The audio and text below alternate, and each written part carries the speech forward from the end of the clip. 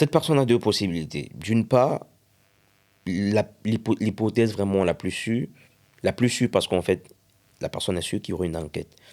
Vous avez la possibilité, dans un premier temps, de saisir le juge d'instruction et de vous constituer partie civile.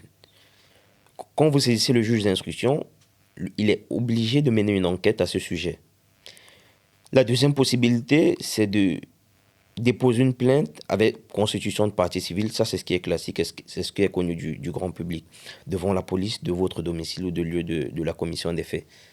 Ici, la particularité, c'est que c'est le procureur du roi qui est maître des poursuites. Il peut décider est-ce qu'il y a lieu de classer sans suite ou est-ce qu'il y a lieu de poursuite. Donc une personne qui aurait fait l'objet d'un cyberharcèlement ou d'une agression sur les réseaux sociaux peut se voir classer son affaire, tout simplement parce que le procureur du roi estimait qu'il n'y avait pas lieu à poursuivre ou qu'il n'existait pas au moment où il se saisit de la question d'assez de charges pour pouvoir, ou d'assez de preuves pour pouvoir poursuivre la personne. Donc je pense que pour cette question, si une personne a vraiment envie de voir son affaire enquêtée et avoir une suite utile sur son dossier, c'est préférable vraiment de saisir le juge d'instruction au lieu de déposer une simple plainte devant la police.